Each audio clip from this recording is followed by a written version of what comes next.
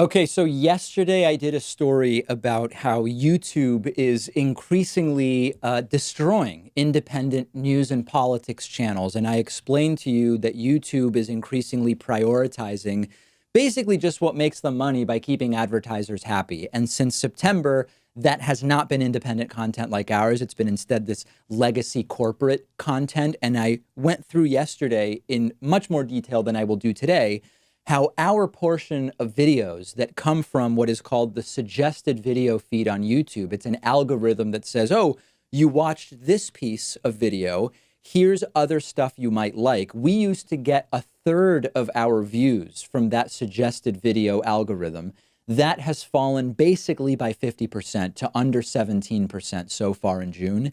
This, maybe it seems like a lot, maybe it doesn't, but as I said yesterday, this is about half of what we were once getting from this algorithm. And this decline started right after YouTube announced that in an effort to crack down on fake news, which may well be a good faith effort, they are going to back what they consider authoritative sources. And that has coincided, coincidence, right, with a decline from 33% of our views coming from the suggested view sources to under 17%. And this is a massive blow to our revenue because it represents a lot of views. I mentioned yesterday, and I'm just getting you up to speed before I give you the new info about how this is much worse than even I thought. In December, we got 3.5 million views just from the suggested video feed. In June, we will be lucky to get 1.5 million views. That's a 2 million view shortfall, which is a huge revenue shortfall, very, very big. I can't tell you how much revenue that is, but if you Google YouTube CPMs, you could probably calculate it for yourselves. And I received a flood of emails yesterday telling me just how bad it is, and it's actually even worse than I thought. I want to remind you, Alexander wrote to me last week or the week before, and he told me something that's really odd, which was that he had never watched anything by Joe Rogan on YouTube before. And then I was on Joe Rogan's program on June 5th, and Alexander watched one video on Joe Rogan's channel, my interview with Joe, and the next day, every single recommended video was a Joe Rogan video, despite Alexander having watched my content on YouTube for years and having been previously recommended my content on YouTube. I now have even more data points, and it's really bad. A lot of people wrote to me with basically some version of this email that Lisa wrote to me. Lisa wrote to me yesterday and said, hey, David, just listen to the podcast where you spoke about the new algorithm for YouTube. I noticed last week that you were no longer on my homepage of YouTube, and I had to search for you. I have a subscription. So you did turn up on the subscription page. I've also noticed that The Majority Report, Kyle Kulinski, and other shows I watch are no longer on my homepage, despite me having subscriptions for a long time. My homepage is now filled with many things I don't watch or subscribe to, mainly balanced between parakeets, I don't even know what that is, and Cardi B. I'm so sorry that this is affecting your show financially. I love your show. Keep up the good work. Sadly, dozens of emails like this. And as I've said before, we know what the solution is here. We've got to disconnect the programming from being dependent on ad revenue. That's the solution. I've said before, I estimate under 1% of my audience funds the show directly through membership. If we can get from under 1% to 2%, we're in fantastic shape. If we can get to 3% of our audience supporting us directly, we have no more problems, period. I mean, we're talking about such small percentages that going from 0.8% to 2% or 0.8% to 3% is a game changer. So I believe this has to be a wake-up call. It doesn't have to be this show, okay? What I'm telling you is if there are programs that you like, that you want to see remain independent, that you want to see producing the content they believe should be produced, not what is going to be monetized by YouTube or other arbitrary algorithms, we need to support those shows directly if we can afford to do so. With my program, the way to do that is at joinpakman.com, okay? We have normal prices that I believe are very reasonable with a pay what you can afford model starting at $6 a month or $60 per year. However, I understand that's a lot of money for many people in the audience, and that's okay. We have discounts available. I mean, it's just take the discount if you want it. If you apply the coupon code, this is 2020 when you sign up, any membership is reduced by 40%, okay? I'm going to say something even further today. There is an old coupon code, which we very briefly promoted, which we haven't been promoting, but because the situation is just so important right now, I'm going to give it out today. If you want a 50% discount, okay, which will get you down to $3 a month or $30 a year. $30 a year is like $280 a month, okay? The coupon code HALF19, HALF19, will drop any membership by 50%. We're not talking about a lot of money, but this is the way that we fix this problem. It's the way, it's the most direct way, and that's why I'm asking for your support. Please share this video using the share button on YouTube, because it's really important to get news of what's going on to as many people as possible. And yes, I know people are saying, hey, David, did you hear about X YouTuber who's seeing the same thing? Who's on the right, maybe? Did you hear about X YouTuber on the Y YouTuber on the left who's seeing the same thing? Yes, I'm in touch with a lot of those folks, and we are talking about this a lot. There's no question about it. There has been a ton of press around Donald Trump's interview with George Stephanopoulos on ABC News last week, and I already talked a lot about the politics in the interview, the things Trump said, the incorrect allegations and assertions that Donald Trump made. But there is a 47-second section of this interview that isn't getting nearly the discussion it deserves, which exposes what I consider to be the real Donald Trump, the truly terrible, toxic, bad person that Donald Trump is to be around. And this is kind of buried in part 3 of the interview with George Stephanopoulos. What ABC News did is divide the interview into 3 parts. The first 2, I think, are each about 12 or 13 minutes long. And part 3, at least as I saw it divided up on the ABC News YouTube channel, is much shorter. And in part 3, George Stephanopoulos is pressing Donald Trump about his financial disclosures. And Trump is going into one of these nonsense talking point rants that he gives, which are never really answers. They often contradict. The thing he says in the first 15 seconds contradicts the thing he says in the second 15 seconds.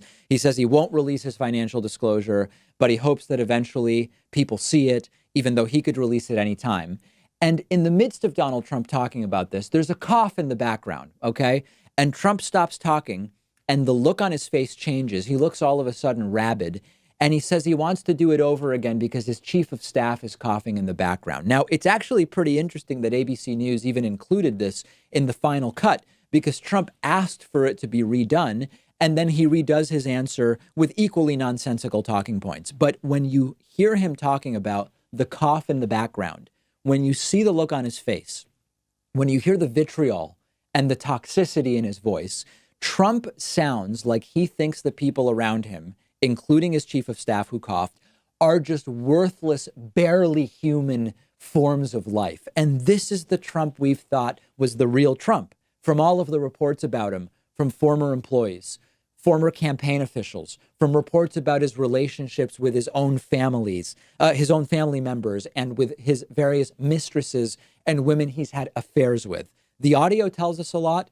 It's better if you're watching this so that you also see the anger and the disgust on Donald Trump's face. Someone coughing. This is a brief appearance of the real Donald Trump, which I believe Trump didn't think would ultimately be published as part of the interview. But still, if you're even willing to treat people like this in front of George Stephanopoulos and an entire ABC crew, plus your own staff and security, how is he behaving in more truly private settings? Take a look at these 47 seconds of video. Much bigger, much better than anybody. They're after my financial statement. The Senate, they'd like to get my financial statement. At some point, I hope they get it. You're going to turn it over? No, at some point, I might. But at some point, I hope they get it, because it's a fantastic financial statement. It's a fantastic financial statement. And let's do that over. He's coughing in the middle of my answer. Yeah, okay. I don't like that, you know? Your chief of staff. If you're going to cough, please leave the room. Get a shot of, and I'll come over here. You just can't. Just to change the shot. Okay. Sorry, Mr. Trump. Okay, do you want to do that a little differently then? Yeah, we just changed the angle. Okay. Yep. Thank you. So at some point, I look forward to Frankly, I'd like to have people see my financial statement. There's a literal Jekyll and Hyde transformation that you see on Donald Trump's face. When Mulvaney coughs, Trump stops playing the character that he's playing in the interview, and he becomes the real Trump. And by the way, what does it even mean that it's a financial statement that's fantastic? And if it's so good, why isn't Trump going to publish it? That's a whole other discussion to be had. But this is the real Trump. He is a terrible person. He has no empathy for anyone, period. He's horrible to be around. He's self-centered to the absolute maximum. He could have indicated that he didn't like the cough and he wanted to do it over by saying, sorry, George, 1 second. Mick, are you okay? And done it over again. Any non-narcissist would have behaved completely differently here. And this is one of the most disturbing parts of the interview, as Donald Trump sits there with pure malice in his eyes for his own chief of staff. It was actually suggested, and this makes it even more interesting, it was suggested that Trump was making such a fool of himself with his answer on this financial disclosure issue to George Stephanopoulos that Mulvaney might have coughed deliberately to ruin what Trump was saying because it was so stupid and dumb in order to give Trump an out. And if that's true, and we don't know if it is, that would actually make Donald Trump's treatment of Mulvaney even more stunning, even though it wouldn't surprise me that Donald Trump simply wouldn't be smart enough to realize that Mulvaney was trying to help Trump and trying to get him out of trouble. In any case, that's the real Donald Trump. That is the real Donald Trump, who is an absolute disgrace and nightmare to work for, exposed very briefly in 47 seconds of audio and video. I encourage you to watch the entire interview because the whole thing is a pathetic gong show. There are few attacks on the freedom of an independent press that are more chilling than threatening reporters with prison time. And we just learned that Donald Trump has done exactly that. This is truly a disturbing act that it would be great to see it cross party lines. It should scare every single one of us, and that includes Republicans and Democrats. And it would be great to see both Republicans and Democrats that are our elected officials call this out. But in the world in which we exist today, of haphazard and knee-jerk defenses of anything that Donald Trump says or does, I don't think we're going to see it, okay? You might remember that Donald Trump once had this letter that Kim Jong-un sent him. I think he might have called it a beautiful letter or something like that. Donald Trump had reporters in the room at that time, and he may have asked to go off the record in terms of the contents or maybe not. And he held up the letter. And from what we have learned so far, a reporter from Time magazine held up his camera to take a picture. And Donald Trump said, and it's sort of confusing and muddled and erratic, like a lot of what Donald Trump says. But what Trump said, according to the transcript, is, under Section 2, well, you can go to prison instead. Because if you use the photograph you took of the letter that I gave you, and Time tries to continue talking about the topic of the interview, do you believe that people should be, and Trump interrupts, confidentially, I didn't give it to you to take photographs of it. So don't play that game with me. Let me just tell you something. You take a look. Time says, I'm sorry, Mr. President, were you threatening me with prison time? And Trump says, well, I told you the following. I told you you can look at this off the record. That doesn't mean you take out your camera and start taking pictures of it, okay? So I hope you don't have a picture of it. I know you were very quick to pull it out. Even you were surprised to see that. You can't do that stuff.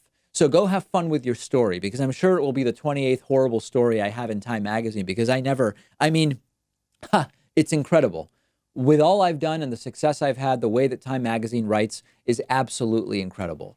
Fascinatingly, this riled him up so much that he then went into a huge rant about no collusion, no obstruction as a result of a photographer taking a picture. It is just so incredible to read a transcript of Donald Trump scolding a reporter for taking a picture of something that Trump gave confidentially, which he doesn't even understand the meaning of, while he has given up secrets from allies to Russians in the Oval Office. I mean, it's a jarring juxtaposition of what Trump says and what Trump does. And it's really important to understand here, when Trump says he gave something confidentially, confidential is a classification of documents. You can't just yell out, this is confidential, or, this pen is top secret, and make it so. And it's also really important to understand that it's Trump who shouldn't be showing things to people who don't have the correct clearances. And more importantly, Trump and his aides, remember, have bragged endlessly about how Trump can declassify anything he wants. by showing it to whoever he wants. If Trump shows someone the picture, then he has decided that it's okay for them to see it. It's also really funny that Trump mentioned Section 2, and then he seemed to realize he didn't know what he was talking about. Let's put the transcript back up on the screen for a moment. Trump started to say, excuse me, under Section 2, and then he kind of went away from that and said, well, you can go to prison instead. I guess he means Article 2 of the Constitution, or maybe Section 2 of Article 2. During this same confused interview, he seemed to be using the term Section 2 and Article 2 kind of interchangeably, like maybe they're the same thing and he doesn't know what he's talking about. Article 2 has two sections of the Constitution. Section 1 establishes basically how the president and vice president are to be elected and serve four-year terms.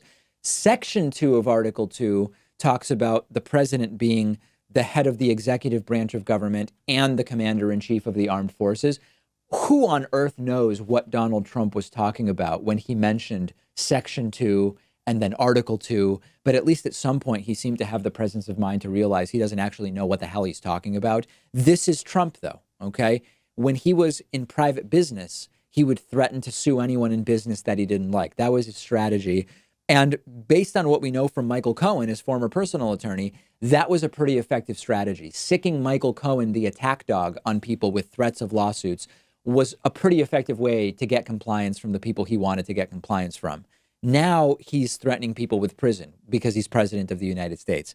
It is truly chilling to see him wave prison time around to reporters in this way. And I know that there will be Trumpists who see this and say, David, it was a vague threat. He's generally talking about prison. Freedom of the press is one of the most important speech freedoms that we have in this country. And a president threatening or even mentioning prison to a reporter in this way is unheard of, except in extremely authoritarian dictatorial circles. And that is exactly what Donald Trump aspires to. And that's why this is so chilling and dangerous. Let me know what you think. Make sure you're following me on Instagram at david.pakman. Make sure while you're there, you follow the show on Instagram at David Pakman Show. There is a conservative British politician who wrung a Greenpeace activist's neck when she interrupted a speech in the United Kingdom a few days ago. And I'm going to set this up for you. Mark Field is a member of parliament, or an MP as they are known in the United Kingdom. He's 54 years old. He's a member of the Conservative Party in the UK, also known as the Tories. And a few days ago, Chancellor Philip Hammond was giving a speech about Brexit at what's called the Bankers and Merchants Dinner. Greenpeace. Greenpeace is the climate activist organization. They sent 40 volunteers to this event to try to interfere with the speech and get attention for climate change. One woman was walking around there as part of this protest, and Mark Fields got up and grabbed her and pushed her and then wrung her neck. Some might almost call it strangling from behind, although I don't know that that's the right term in this particular case. And there is video. So immediately the question is this treatment too rough for someone that seems to be one of 40 peaceful protesters? Some have argued she could have had a gun. Hard to imagine from the dress she was wearing that she had a gun, not to mention both of her hands were full of items, which would make it quite difficult to even get a gun out of her purse if that's what she had and where she had it. Fields is saying his reaction was, quote, instinctive given the circumstances, and Fields has since apologized to the woman. There are other MPs calling for this guy to go. Labour MP Tonia Antoniazzi says, quote, no one who reacts like this to a peaceful protest should be sitting in our parliament. Liberal Democrat MP Chuka Umuna says that the actions are totally unacceptable. Former Tory MP Sarah Wollaston says it was, quote, absolutely shameful, a male MP marching a woman out of a room by her neck. Labor Minister Don Butler tweeted, this is horrific. Mark Field must immediately be suspended or sacked. Bottom line, a woman in a ball gown with high heels holding a cell phone and a small purse is not the threat that instinctively was apparently what went to Mark Field's mind here. It's extremely difficult to buy that. Now, some people are making this a man versus woman issue, saying, oh, you're only upset because the protester was a woman, but it would have been totally fine if the protester had been a man. There is no question that gender is a factor here. I would argue it's a reasonable factor. But beyond that, a sitting MP putting his hands on a member of the public's throat is now what we're defending. I got an email from a viewer saying the way this guy reacted, his entire posture, his entire demeanor during this is of a classic domestic abuser. I would not argue that this guy is a domestic abuser, absent evidence that he is a domestic abuser. What I do believe is that this is a level of aggression that did come naturally to him in the moment. And I can also tell you that in the United States, far less aggressive physical attacks than this often lead to people being charged with battery. So I want to hear from you. What do you think about this? If you've been listening to the podcast or radio show and you didn't see the video that we just played for our video audience, find the video online and let me know what you think of it. We've gotten away from using the term retard as an insult or in casual language in modern American society because it's not good for people who actually suffer from Down syndrome. It's not good for their families and their friends. It's not good to use that term about people with other cognitive and intellectual limitations.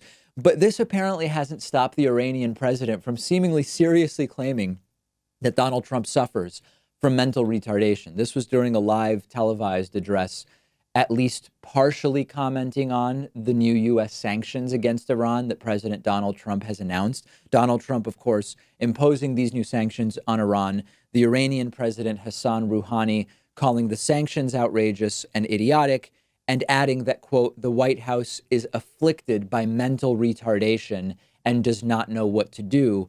As translated and reported by the Associated Press from the native Farsi, there are other translations that are a little bit softer, suggesting that the terms cognitive limitations or something along those lines were actually what was used. A disagreement about exactly how it should be translated from Farsi. Now, almost as importantly, but maybe not quite pragmatically, the Iranian president also saying, quote, you sanction the foreign minister simultaneously with a request for talks. And this goes to the erratic and sort of a very strange nature of what Donald Trump has been doing with regard to Iran that I talked about in the first segment, in which we discussed the undeniable reality that in the end, when you put the bluster and the rhetoric aside, Donald Trump's actual actions are going mostly in line with what a Vladimir Putin with Russia as the top priority would want Donald Trump to do. If 4 years ago I had told you that in 2019, world leaders would be calling each other Rocket Man and mentally retarded, I wouldn't have believed it. Maybe some in our audience would, but here we are in 2019, and there's this hilarious double standard among Trumpists who all of a sudden now are pretending that mentally retarded is outside the lines and an inappropriate way to talk about Donald Trump when they've spent the last almost 4 years calling anyone that disagrees with them a cuck. World politics under Obama. Let's generate productive dialogue for the mutual betterment of all humans on earth. World politics under Trump. Who's the biggest retard or cuck or low energy person? And truly, to take this seriously for a second, because it is serious, people with Down syndrome often care about others and express significant empathy. Donald Trump actually seems to be completely lacking that. Like, aside from this being meant as an apparent insult, most people with intellectual disabilities seem to be better people than Donald Trump, who exhibits cruelty, his bullying nature, greediness, complete self-absorption in every way. And Trump, meanwhile, responding that the Iranian president's mom is gay or something like that. I'm kidding. But seriously, Trump is actually unstable enough that calling him mentally retarded could actually trigger a war. It could actually trigger military action. Remember that Donald Trump just a few days ago approved a strike on Iran without even considering civilian casualties. Later, he was told what they would be, I believe about 150, and then he canceled the attack, or at least he claims that's the reason why. This has the potential to completely derail Trump. And meanwhile, the Trump administration is still preaching it has leverage around the Iran deal, which Trump backed out of. John Bolton, Donald Trump's national security advisor, again is saying all options remain on the table with Iran if they exceed the uranium enrichment limit that is put in place by the 2015 Iran nuclear deal. Trump pulled us out of the deal. The United States has no authority to enforce that deal because Trump pulled us out of it. You can have the discussion, and we have had it already, by the way.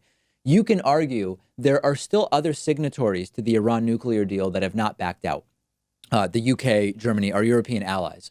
And maybe you could say they have the leverage to enforce or demand the enforcement of that deal, although the United States has made it quite difficult for them to actually do that. The United States has given away all credibility and leverage to demand adhering to that deal, given that we pulled out of it. And it is absolutely pathetic that even on corporate media, some Trump flackies, flackies. I think that's going to be another Urban Dictionary term. Trump flunkies are being allowed to say this, that, hey, Iran still has to stick to that deal. That's going to be up to our allies to decide whether they want to or can even enforce that after the United States has departed from the deal. No one in the Trump administration should even be mentioning the requirements of the Iran deal because we are no longer part of that deal. If you disagree with me, let me know. I'm on Twitter at @DPakman. The show is on Twitter at David Pakman Show. Okay, I'm just now caught up on the different Sunday show interviews that happened this past Sunday. One was an interview with Bernie Sanders on CBS's Face the Nation. Bernie Sanders is running for president in 2020. He's currently a senator. And there was a moment where the interviewer, Margaret Brennan, truly embarrassed herself in trying to sort of play the tough devil's advocate or giving Bernie Sanders a gotcha question. And it completely imploded in utter total embarrassment when the topic of Iran came up. Now, before I play that part, I'm just going to play the first 20 seconds of this interview, which will immediately give you a sense of just how dumb and cringy this interview was. Listen to the strange sort of, I don't even know what to call it. Just the entire demeanor of interviewer Margaret Brennan is bizarre towards Bernie. Here's a setup of how this interview started. Thank you very much for making time. My pleasure. You've been called an existential threat to the Democratic Party. How much resistance within the party do you face? Well, first of all, I got to figure out what this existential threat actually means. But what it came from is Third Way, which is the corporate wing of the Democratic Party. So Bernie does a good job of slowing it all down at every opportunity during the interview, reducing the hysteria. But then they get to the topic of Iran, and Bernie starts correctly criticizing Donald Trump's completely erratic action on Iran over the weekend, which we covered, where we were bombing Iran, and then we called off the bombing of Iran. And Margaret Brennan starts playing, I don't know if it's, again, just playing a weird devil's advocate or playing a semantic game when Bernie starts talking about war with Iran, where she says, well, war, I mean, you know, it was a limited strike. And Bernie Sanders takes none of it. And he accurately and precisely and concisely and pithily destroys that argument. I want to ask you about Iran. Good. Was President Trump's decision this week to call off that strike the right one? See, it's like somebody setting a fire to a basket full of paper and then putting it out. He helped create the crisis, and then he stopped the attacks. The idea that we're looking at a president of the United States who, number one, thinks that a war with Iran is something that might be good for this country. He was just doing a limited strike. Oh, just a limited strike. Oh, well, I'm sorry. I just didn't know that it's okay to simply attack another country with bombs, just a limited strike. That's an act of warfare. This is a great example of the different standards that are applied to the actions of the United States versus the actions of other countries by Americans, okay? And this is one of the things where it's so refreshing. You know, I have family in Argentina. I was born there. I have family in France and different places.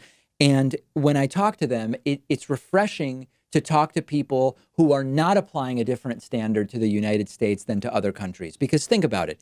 If any other country launched a so-called limited strike of any kind against the United States on an American military base abroad even, everyone would be on the same page in the U.S. It's an act of warfare. Pearl Harbor, in a sense, it was a limited strike on a U.S. military base. The double standard has to stop. And I guess I sort of get the idea that Margaret Brennan is trying to play devil's advocate here and be the tough interviewer who's going to hold Bernie Sanders to account. But she's choosing all the wrong spots. It's very ignorant the way she's trying to do it.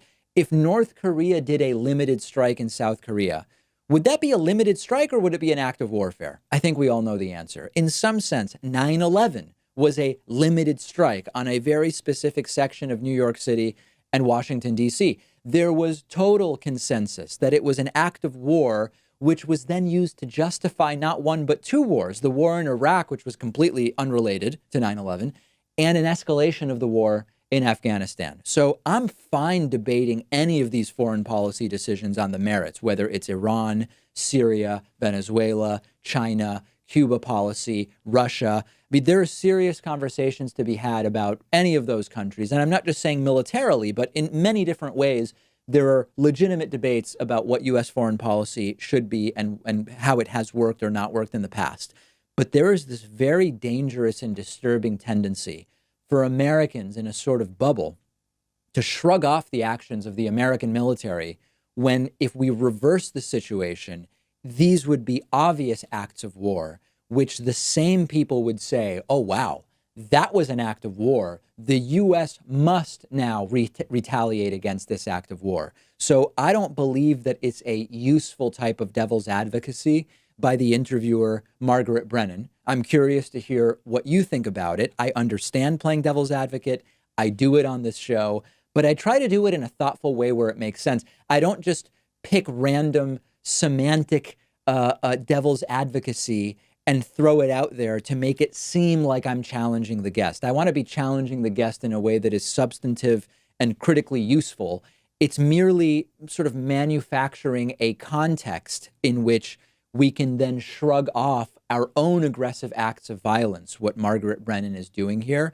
It should be denounced, and this is not the type of cover we want to provide to our foreign policy apparatus, particularly not when you have a completely clueless and ignorant president in Donald Trump surrounded by people who are almost completely off the rails, unhinged when it comes to foreign policy. People like John Bolton and Stephen Miller and others that are surrounding Donald Trump. It's straight up irresponsible to do this bogus gotcha faux devil's advocacy that was done here. Good for Bernie, though, in absolutely destroying it.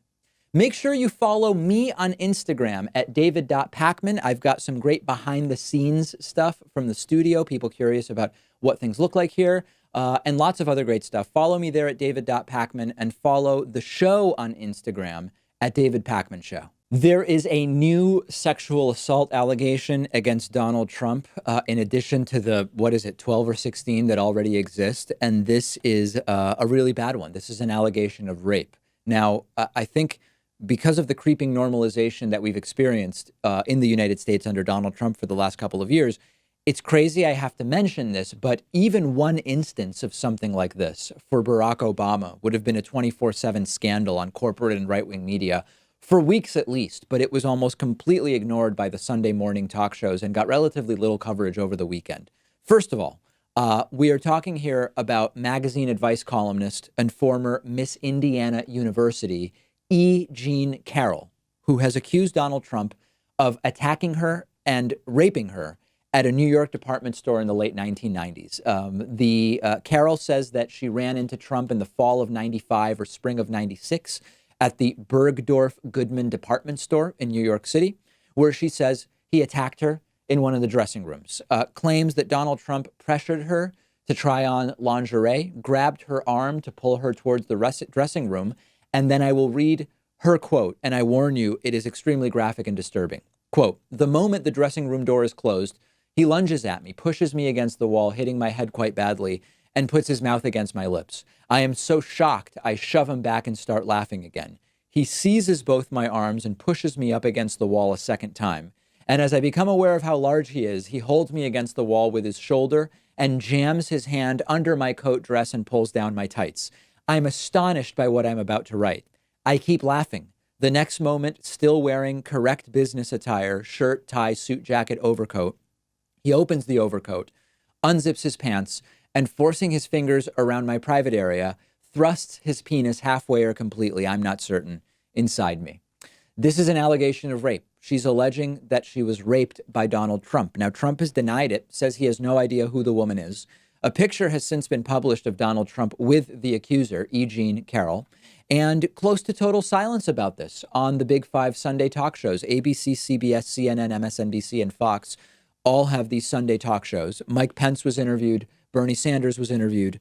No mentions of the new rape allegations against Donald Trump. So a couple things to talk about here. First of all, if the corporate media were all as liberally biased as Donald Trump and Republicans and Trump's sycophants claim corporate media to be liberally biased, this would have been a topic of discussion yesterday, period.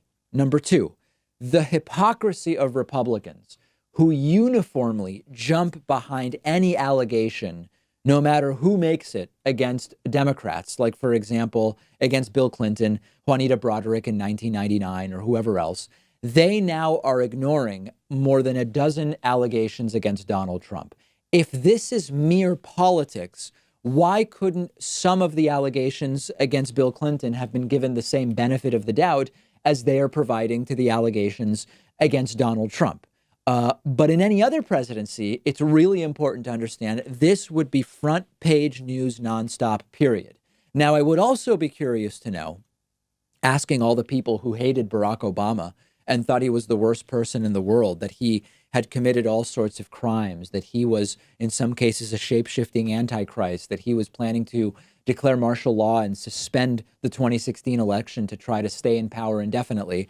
Why is it that no one thought to concoct sexual assault allegations against Barack Obama? I mean, not only are there not sexual assault allegations against Barack Obama, there are not even what we could call political sexual assault allegations against Barack Obama. And for those who say this is a tactic that the left uses against Republicans, fake sexual assault allegations, why were there no sexual assault allegations against Republican President George W. Bush? So the point is, it's not based in fact to claim every president has sexual assault accusers and they're widely understood to be fake and attempts to take down presidents. No, most presidents do not have sexual assault allegations levied against them. And Donald Trump having 12 or 15 or 18, I don't even know what the number is at this point, including, remember, child rape allegations, which I have covered, but have not received nearly enough attention.